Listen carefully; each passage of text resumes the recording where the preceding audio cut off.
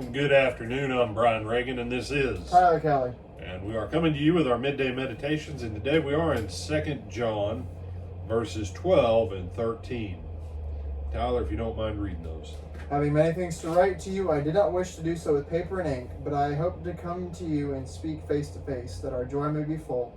The children of your elect sister greet you. Amen. All right. When does teaching about doctrine and the person of Christ and walking in the truth as well as walking in the love, when does that ever end? It really never does. We know that John could have written much more about this. He wanted to write to them more, but he didn't. If you've ever done much writing, there comes a point where your hand gets tired. And a letter, even though a letter you can communicate a lot, there is still always that point of some things are easier to teach just face to face. And but the other part of it was he wanted to come to them because he'd heard about how they had been walking in the faith, and he wanted to see, he wanted to experience, he wanted that firsthand interaction with his brothers and sisters.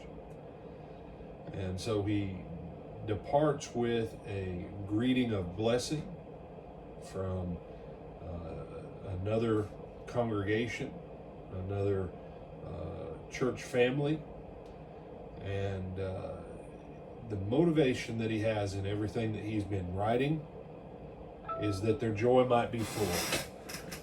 And there is a point here.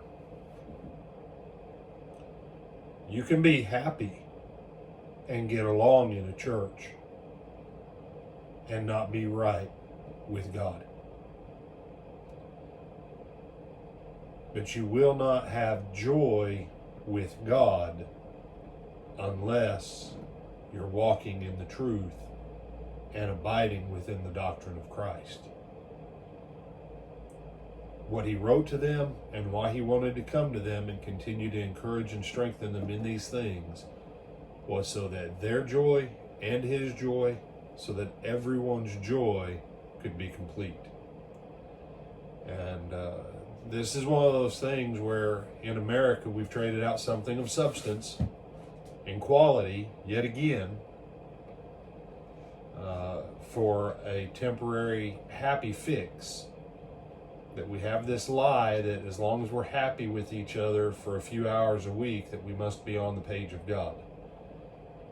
Where if we would actually get back on track in submitting to the Word, the parts we like and the parts we don't like, Christ would transform us and conform us to His image through that process, and then we'd actually have true peace with one another, true joy, and true love. Do you have some thoughts on this, my brother? So it was like we're saying yesterday, being in that right relationship with God puts you in a much better relationship with everybody else. And so when someone says, why do you hammer doctrine? My answer for why I hammer doctrine is simple. And we already looked at John 12, about verse 47 through about verse 50, where Jesus said about his own words, he said, what I say isn't from me, it's what the Father commands me. I want you, I want me, I want everyone that I care about, and even the people I don't like. I want you to be right with God. Because if you're not right with God, all of this other stuff is going to fail on the day of judgment. And I know this, that chances are, if there's a personality issue between us in this life, it's probably because of your sin and mine. And I know that if I love you, I'm going to do what I can to get you to abide in the doctrine of Christ, so that when we get there and the sin is stripped out of who we are, because we're finally made 100% pure, on that day, I know I'm not going to have a personality issue with you. You're not going to have one with me. You're not going to have one with Tyler. Tyler won't have one with you. You say, well, we haven't even met face to face. Well, who do you have in your life that you've got personality issues with? But we love you enough that we would rather take a chance of upsetting you now for you to be right with God than to not upset you now and you be condemned to hell on the day of judgment. And that's really where love, Christian love, begins. That we want to be right with each other because we want to be right with Him, and we want to be right with Him so we can be right with each other, even if it's a little bit uncomfortable, so that we can be at a better place now, and we can be at the perfect place going into eternity.